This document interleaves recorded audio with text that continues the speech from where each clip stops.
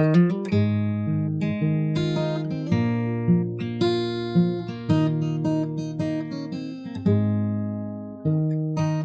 evening, Spurs people. Nice evening here in Wiltshire. My home, Steve Perryman talking. So, lovely day weather-wise, and the practicing the bells, unfortunately, outside my window. So I hope you can't hear that. And yeah, no game to talk about last weekend. So, of course, we have Howard and Tom in their various homes. How have you coped with the hot weather, chaps? Hi, Howard. Hi. How's the hot weather been for you? Hot weather is very, very uncomfortable for me, but I've also found with the Parkinson, it's actually detrimental to it. I have to avoid all of it. Is that right? Wow, sorry about that. And Tom, your young family, how they been coping? Hot and bothered for the last few days, to be honest. Jessie's been poorly as well with tonsillitis again, so we've had to stay indoors with her, and generally it's been a bit of a. I haven't been able to get out and enjoy it too much, to be honest. So, but at the same time, I got a new fireplace installed a couple of days ago, so I'm looking forward to it to get cold and I can start using that. Yeah. Felt absolutely ridiculous cranking it up the other day to test it out, but And of course, you've both got pets to consider as well in the heat wave. Walking the dog at 10 at night. That's not easy, eh? No. Okay. So listeners, thank you for tuning in again. And I think this is the second one of the new season. So we have lots of new members, thankfully. So thank you if you're one of those, or even one of the old listeners. So I just want Howard and Tom, and then I'll follow on just to introduce ourselves in terms of how we got linked to Tottenham, how our love affair started, or call it what you want, how our association happened with the club. So Howard, if you go first, because you're the oldest supporter. So as a little boy of 7, I went to a prep school where they played sports on Saturday afternoons. I was a little chubby at that time and had no interest in football. Every week, the sports teacher would put a list of boys playing in the yellow kit and a list of those opponents in the blue kit. Usually, each team would be composed of half of the boys who enjoyed football and the other half, like me, who absolutely hated it. On this particular day, the list was composed of all the good players versus all the bad players. Obviously, I was on the bad player side, and at half-time, we were losing 13-0. As I was sucking on my slice of orange at the side of the pitch, I thought to myself, this is awful. Somebody on this side has got to try.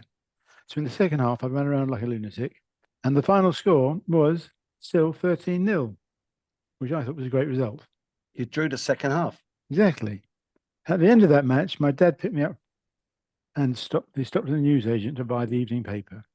In those days, the Saturday evening paper was pink in colour and had all the football results. Classified. Pink classified, exactly. Showing our age, Steve. Yeah. I took the newspaper out of his hands and said, I had a great time today playing football. I'm going to support a team. What team? Asked my dad. I said, I'll drop the pen on the paper, and whichever team has won that game, that's my team. The pen descended to make a mark on Tottenham 3, Cardiff City 2. This was November 22nd, 1960, and thus began my one and only true love of Tottenham Hotspur. Well, the kids now come first, then Spurs, then the dog and cat, then Viv knows, she knows. Yeah, of course she does. My dad took me to my first home game on 24th of February 1962 against Bolton. We drew 2-2, and one of our goals was scored by Jimmy Greaves. I fell in love with him too. I attended sporadically until 1967 when I got my own season ticket. I was 15 years old and I've been there ever since, and with Viv since 1968. I think a lot of people can relate to what you've just said, Howard. Yeah, I think not so much. I don't think many people would own up to being a bad player, but so well done. And you must be a good defender if you stop the goals going in the second half. Wow. Thank you. Tom, go on then. Your link with Spurs, the mighty Spurs. Yeah, very much the baby of the group here. Similar to Howard, I think I was about 7 when I started really getting into it. My dad's from whole side of the family's from North London. And Tottenham was in the family, so it was always going to be that way.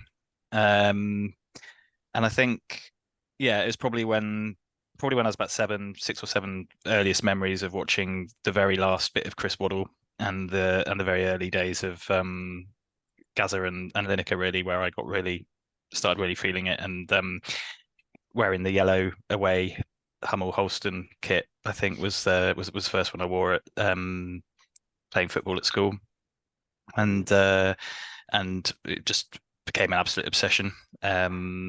Highlight of the early years was probably winning a competition at the age of 10 to visit Chase Lodge, the old training ground at Mill Hill, and meet. I think Gary Mallett was my kind of hero at the time as well. And he kind of showed us around, and got to meet a lot of my heroes in the flesh up close, which was unreal for a 10-year-old. Probably the not so proud of giving Nick Barmby chicken pox on the day, which ruled him out of an FA Cup game a couple of days later. I remember that. Wow. Mm-hmm. So and what about playing wise? Did you play for the school? Were you goalkeeper, for instance? No, I played for the school, and I played kind of Sunday league as I kind of got older as well, and I generally played on the left because I was the only one who, even though I'm right-footed, I was the only one who had a semblance of a left foot amongst a lot of my peers. So generally played on the left, and kind of gave it up when I got into music, a bit more semi-professionally in my late teens, early 20s. And then last time I tried playing five-a-side, I was coughing up a lung by about 2 minutes in. So I don't do it so much anymore. Gary's keen on me popping down and joining the local kind of Friday night football club with some of the local lads. But and you're now season ticket holder? Yeah, for many years now. Sit up in the northeast stand at the new place. It's my favorite thing to do every 2 weeks. And you said your family lived in North London. That Mm-hmm. means you could have veered from one side to the other. What pushed you in the Tottenham direction? Just Howard's was the drop of a pen. Yeah, I think mine was a little more family tradition than that. But yeah, like you say, you could easily go the wrong way. But my great grandfather actually played for Barnet, so so if it was going to be any other club, it would have probably been Barnet. But sure, yeah, it's always going to be Spurs. Okay, thank you very much. So I'm from West London, youngest of 3 boys. We used to go to QPR one week and Brentford the next in the old 3rd division. I eventually showed some ability at school and ended up playing for England schoolboys. Because I didn't sign a schoolboy form, I could have joined about 30 odd clubs. I decided to join the mighty Spurs. In 61, when they won the double, I would have been 10 years old. So I was aware of this great team and these great victories and cup finals, and then a European Cup final as well. So this is in the sort of back of my mind. And the year I came to prominence, 67, was the Chelsea Spurs FA Cup final, which I was invited to by both clubs. Took the invitation from Spurs, and then that meant I was going down the Spurs route. So decided to join them as a 15-year-old apprentice, and then ended up playing the most games so far of any player, and actually winning the most trophies as well. And I suppose because of our lack of trophies, somewhat, that's not been too hard to do. But anyway, that's my still want Spurs to win every game, and want them to do things right. That's what Bill Nicholson used to say to me, Steve, just do it right. Just do it right. Whether you're passing the ball or you're cleaning out the showers or whatever, just do it right. It's so much easier and saves time. And so I just really want our club to be doing it right. So that's our introduction. Probably not very not not so new for most of you, but certainly for some. So now I want Tom to play. This is a match that someone sent me. The first game of the 1980-81 season, which turned out to be our FA Cup victory. It was the first game of the season against Forest, who were European champions. And I'm particularly interested in the words of the commentator, Barry Davies, at the start of the game. So, Tom, play that, please. So in an atmosphere of doubt about its future and debate about its right to invade the British summertime so early, we have lift-off in the 82nd Football League season. If the game is still sport, then the dictionary tells us that it should be amusement, diversion, fun. If it's totally business, then it has a need to be a risk business, and as such, exciting to its true shareholders, the spectators.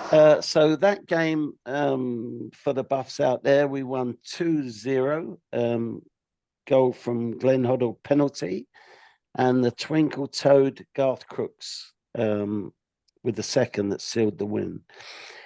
So quite ironic that the game, he says, is still a sport. It's about amusement, diversion, and fun. Yes, it's a business, but it should be a risk business, and therefore exciting for the spectators. So that leads us on to where our club is heading at the moment. A fantastic start of the season with a new manager and with some new players. The buying period has finished. The door's closed, so, and the window with it. So, Howard, would you like to give us your opinion on Ange, the manager? I struggle with his surname. Let's call him Ange, if you don't mind, unless you're braver than me. But can you give me your impressions of him, having you seen the greats of Bill Nicholson, Keith Birkinshaw, etc., please? Well, Ange sounds to me like the real deal. You can hear it in his voice, you can see it in his body language, you can see how quickly he's built a fantastic relationship with the whole team. And the team are back to looking like they love each other, which we haven't seen since Posh left. As the great late Peter Cook said, he used to sit next to mine in the West Stand. He said, "It's the hope that kills you." Yeah. I think that's where we're at. Yes, so early days, that's what you're saying. Early days, but it feels like he's the right man. Yeah. Tom? Yeah. Your first impressions? Yeah, I think just the way he's carried himself, the kind of atmosphere, everything Howard just said, really, the kind of atmosphere he seems to have created around the place, his relationship with the media, the kind of quiet confidence, but not cockiness with which he speaks and just seems to kind of get his messaging out there. I think he's handled the media extremely well. He's united the fan base behind him. As far as I can see, anyway, I think the fan base has been pretty split for some time. And the football has just been amazing. Like the difference between what we've seen over the last 4 games in the league, at least, compared to playing the Conte way over particularly in his second season, where we just never ever looked like we got going in any game. We're just going front foot. There's going to be mistakes. There's going to be goals conceded just because of the way we're playing. But it's just so enjoyable, and I'm just blown away at how quickly he's managed to change the whole style of play across the whole. Across from beginning back to front across the whole pitch. It's just so forward, and love it. It wasn't an easy summer, was it? With the Harry episode, that wasn't easy. So I really, really like him. I've never met him, never spoke to him. If I'm a judge from afar, I would say everything you both said is correct. very simple in his words. I've read somewhere, or I've maybe seen an interview with him where he says, "We don't stop. We don't stop. The opponent wants us to stop, but we don't stop." You know when you can stop? This is talking to the players. You can stop at half time and you can stop at the end of the game. But during the first and second half, we don't stop. The opponent would be delighted if we stopped, but we don't stop. Now, I can see that in our performances. If we're a goal up or a goal down, of course, if you're a goal down, why would you stop? But I think he's brought the smile back on the faces of the players. Of course, with the changes of the starting 11, there seems to be a lot of players needing to prove their worth or themselves to him. And he's a straight talker. He's got a purpose. He's got a plan. And he sort of knows what team he wants, what style he wants.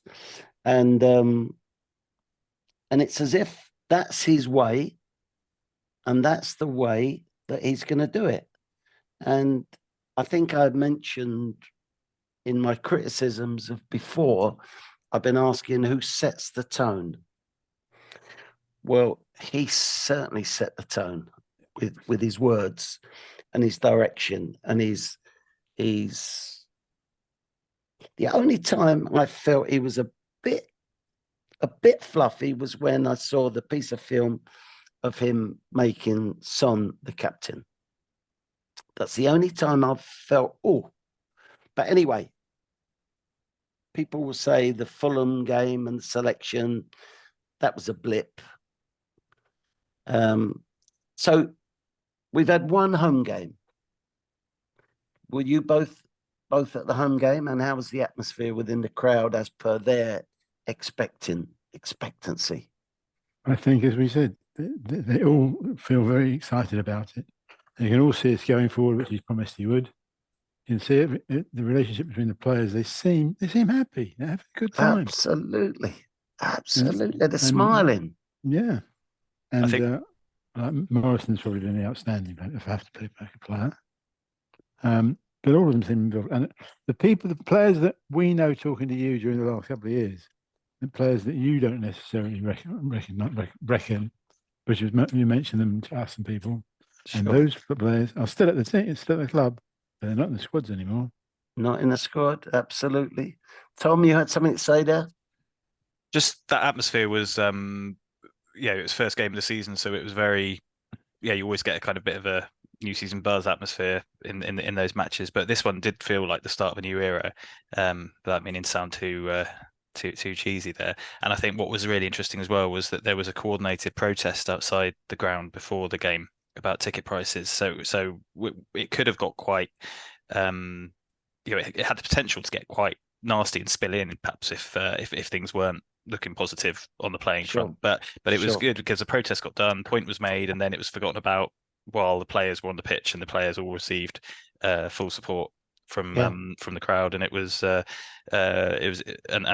as we said earlier, just seeing the style of play, which we just have not really seen at that stadium since we moved in, apart from a couple of notable games, was just left feeling great. And you kind of forget that we've only played one game at home and that the other three have been away. And you know what? It's my mother-in-law's 70th birthday this weekend, and I'm gutted to be missing getting back there to see us play against Sheffield United. So I won't be back until the Liverpool game, which isn't until like the end of the month. It seems so long, and I just can't remember feeling like I'm dying to get back and watch the team. Just haven't felt that over the last couple of years. I've gone more to see mates and Well, I've said this before. I only go once or maximum twice a season, and I've put in a request to be able to go to the Sheffield United game. So I'm looking forward to the answer to that. Howard showed his he went with Maddison in terms of probably being the most impressive in his eyes, as per being the the leader of the change. In terms of the new players, is that how you see it, Tom? Yeah, I mean, I think Maddison, I knew he was good, but I didn't know quite how good he was until I've seen him playing, kind of 90 minutes over and over again for a few matches, which I just never did before. I barely have the time to see other teams than my own really these days on a regular basis, and I feel unqualified to give too much of opinion on just how good someone is if they're not playing for Spurs. And he's just blown me away, not just with how well he plays, but with his positivity and his kind of the attitude. He seems to be galvanizing his teammates and fans as well. He's got the fans on side quicker than any other player I can remember. I think in terms of like an immediate impact, he reminds me a little bit of Rafa van der Vaart when he came in 2010. Just came in and just seemed to just kind of like embrace the club straight away, and just and everyone just loved him from day one. And I think so. Yeah, I think he's fantastic. I think also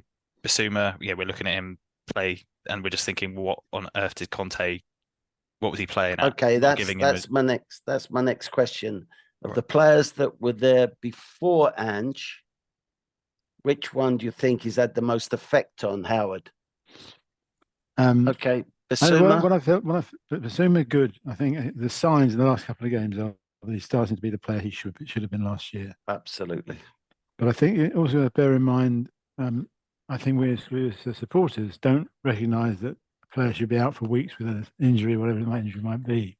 But I think it does happen, and I think Son maybe last year was not good for him. He didn't play well. He was always off the pace. And here he's a hat-trick in the first 3 games. Yeah. So he comes through. And I think the rest of them, my general feeling would be that we bought some very good players, which I think has been the real disaster of the last few years. We bought crap. We bought players that should never be wearing the white shirt. Yeah. These guys seem a bit more, they seem nicer people, but they're giving their all and it's showing. Yeah. And, I think some players got too comfortable in the selection. Yeah. And were cruising. Did you see the comment from Harry that if you lost a couple of games when he's at Tottenham, it's sort of, I don't think he said it didn't matter, but it wasn't a disaster. And yet at Bayern Munich, he feels they can't lose a game. They shouldn't lose a game. Well, Harry, I'd like to think that you were pushing us to not wanting to lose any game. I mean, it's obviously not going to happen because everyone loses a game at some point. Over the course of times, we've managed to beat Man City too many times as such.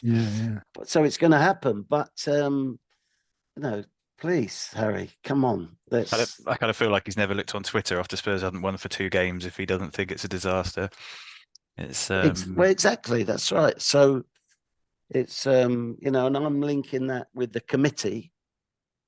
And if Harry must be the leader of the committee with regard, or as an outfield player, he must be the sort of leader amongst that. And that's not a good sign of leadership, I don't think. But where you both mentioned Bissouma, and if you remember back, I was so happy that we signed him from Brighton. I was so happy. This fella was strong. He was purposeful. He was driving from midfield. And all he did under Conte was get the ball from a back player and give it straight back. I didn't see anything positive from him whatsoever. Tom, you'll tell me, or not, whether he scored a goal for us. No, he might have done, but I can't even remember him having a shot.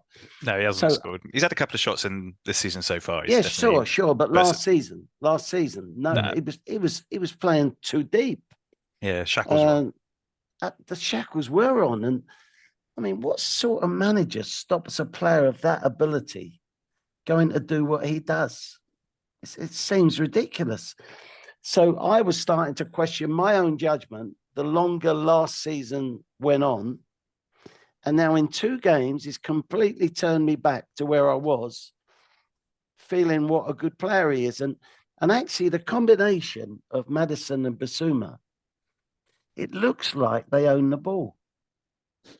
Well, we can't say that very often, can we? In the last few years, we own the ball. Yeah. I mean, think- of course, I think back to my times when Ozzy and maybe sometimes Ricky or Mickey Hazard and Glenn, when they had the ball, they had the ball. That's it. Of course, they sometimes do right, sometimes they do wrong, but we own the ball.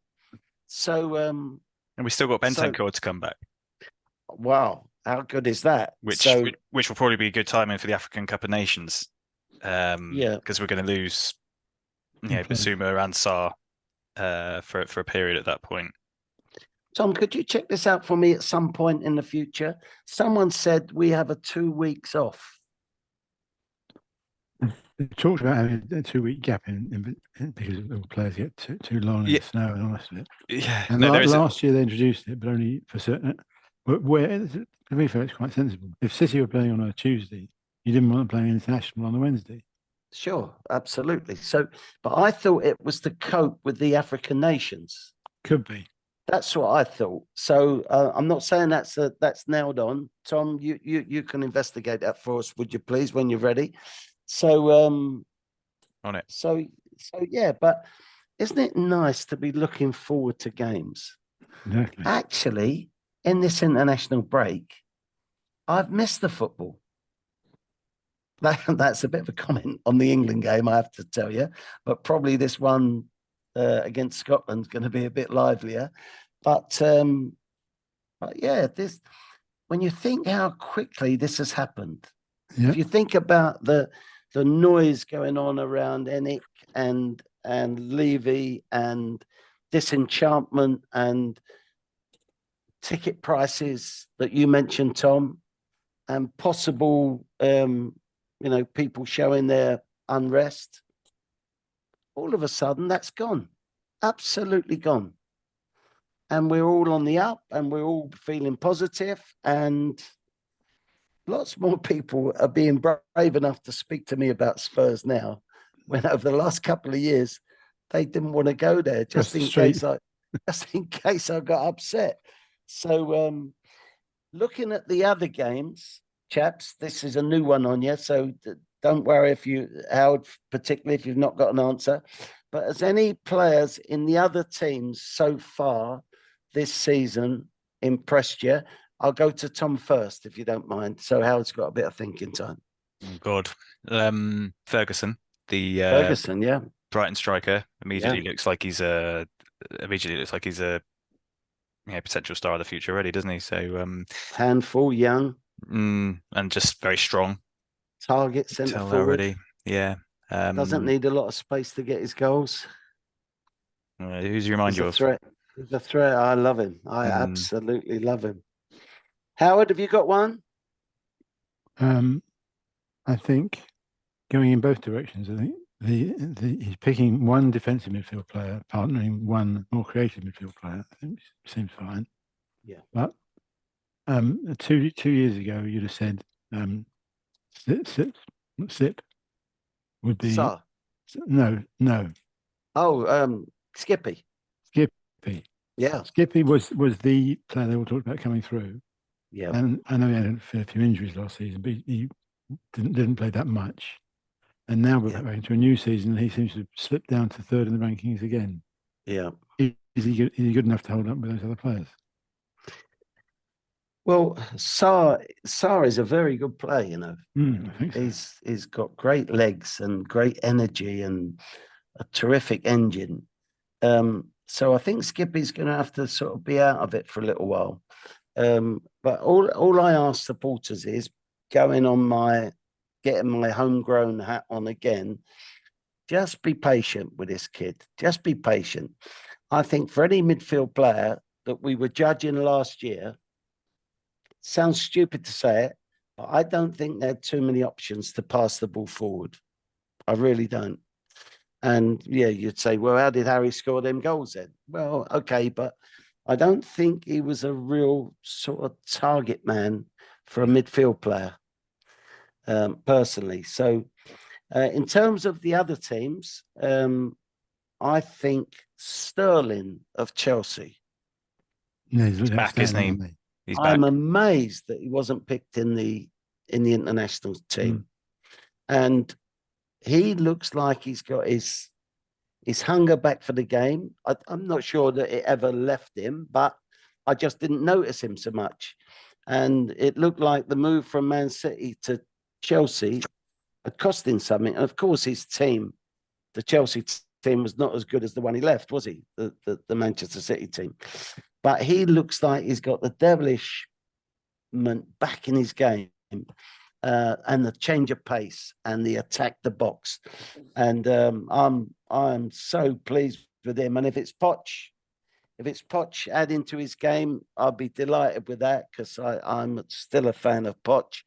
I haven't gone negative on him for just being a Chelsea manager. And the other player is Bowen of West Ham, and I don't think any of us are telling anything new there with the choices we've picked: Ferguson, Sterling, and Bowen. But Bowen looks to me, again, I nominated him a couple of years ago and then he went off the boil. But yeah, he looks like he's come through that spell, which happens to every player. It happened to Son. It's happening to Skip now. They go through a little bit of an average period, and then if they're the real player, they come out of it. So yeah, the thing about I don't know if I mentioned this before, but I was told not long back that with all the racing that's on television, maybe pre now, a horse was described as Spursy. And I think what that meant was I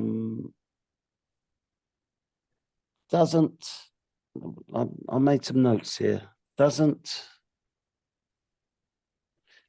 Can't go the distance, takes the easy way out, dips out when the going gets tough. So that is now a horse racing term. That horse is Spursy. Well, then none of us are proud of that, are we? But I think this Ange man is going to cut that word right back out of the words that people use about Spurs these days. I hope so anyway. So yeah, anything else you want to add about Ange or the new players? I think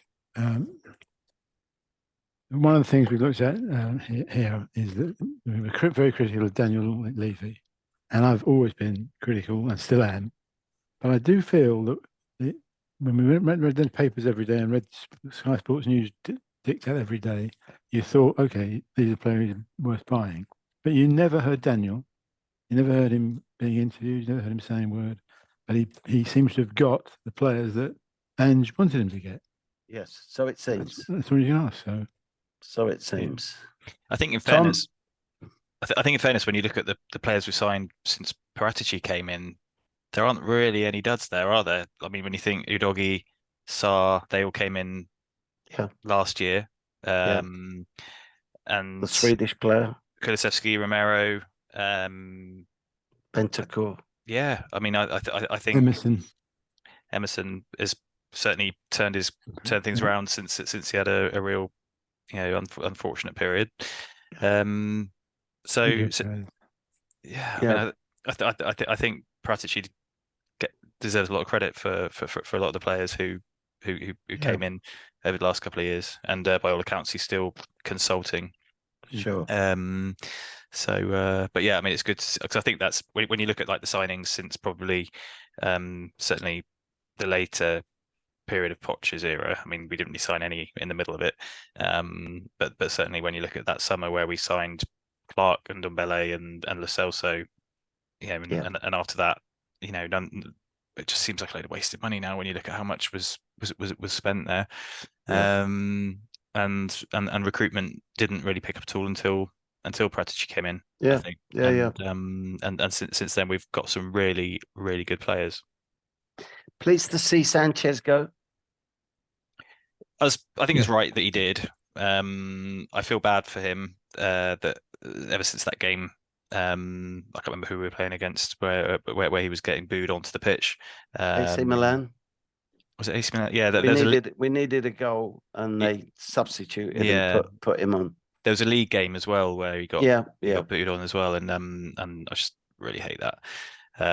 But if people forget that in his first season he was very good actually, and but he always had that price tag weighing on him, and it never quite worked out for him after that first year. But he's still I coming. think at one stage we went about 20 odd games where he played and we didn't lose. Yeah, and even in the last couple of years he's popped up. Yeah, like he filled in for Romero in the 3-0 against Arsenal, and last minute winner against Watford same season as well. He pops up sometimes, and I think the final thing we saw of him was Son jumping into his arms when he scored his hat-trick goal against Burnley the other day. Yeah, so he's clearly a popular guy around the club, and good luck to him.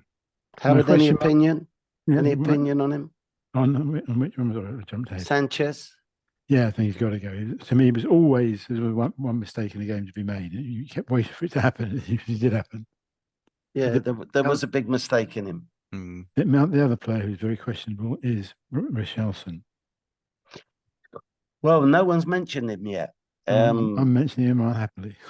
I think that this is a bit of an enigma. Did you see his reaction at going off in the Brazil game? Yeah. How down he was? Yeah. I look at the game where he did the keepy uppy at Forest, which meant he got above himself, in my opinion, to go and do something like that. Was he trying to prove he's Brazilian? Well, you don't do that sort of in space. You do those sort of things in amongst players to get yourself free and get out of trouble. So I think he gets above himself or below himself, as per now, with no confidence. And football, you can't be like that. You just can't be like it. Harry regularly never used to score in August, did he? And if he'd have got his head down, surely then he doesn't go and score the goals that he ends up scoring throughout the season, almost without August. So I maybe think he's got a bit of growing up to do, or someone's got to find a way to give him confidence, I would say. And he looks like he's a bit of a kidder. I'm just going to go back to Sanchez for a second. I think Sanchez was made look worse in possession of the ball when he was given a nothing pass, square pass, that set him up to be pressed. Yeah. And he wasn't good. He wasn't in the team to do that, to get out of trouble with the ball. He wasn't in the team to do that. Absolutely not. He's, in Brian Clough's words, turn round, son. Oh, yeah, number 5. Yeah, you edit and you kick it. And if you don't edit or kick it and clear your lines, I want to know why.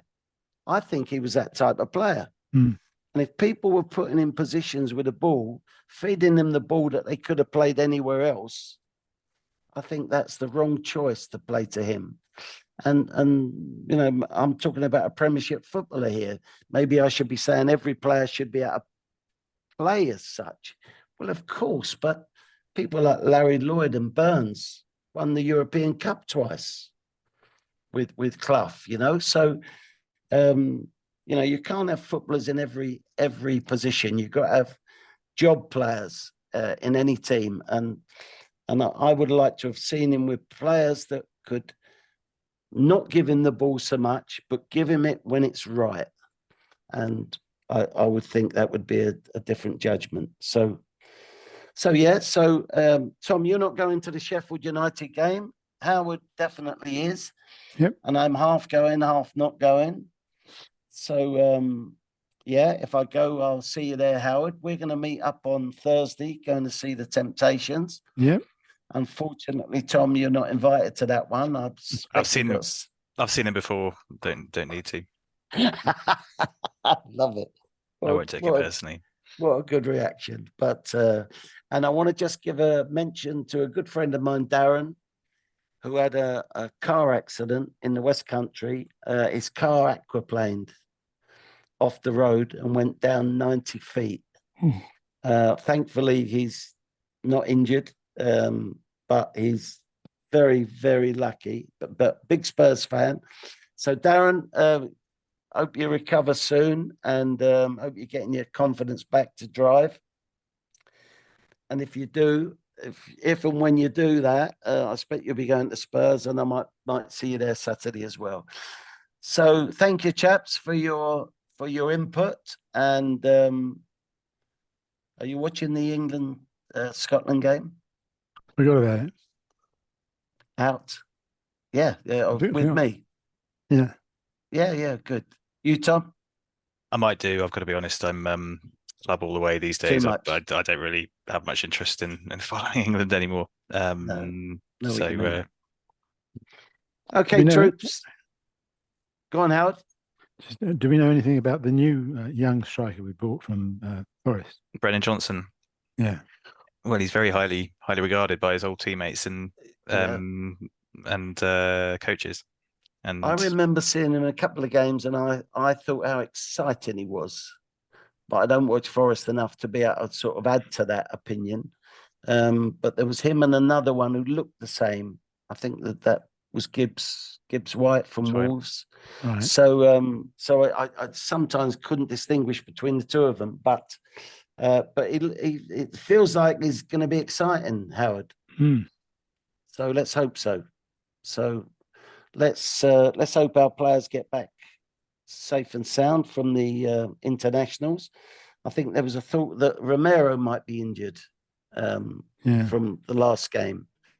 So let's keep our fingers crossed on that one. Do we have anyone take his place? Well, yeah, I think he's okay. I think it was more of a precaution. Diplomatic. precaution than anything else. Yeah, I think it's all good. Good. Okay, Yeah. chaps, thank you very much for your time. Thank you. Give our Cheers, Steve. regards Cheers, to Howard. your families, and thank you for listening, Spurs supporters. And remember, come on, you Spurs.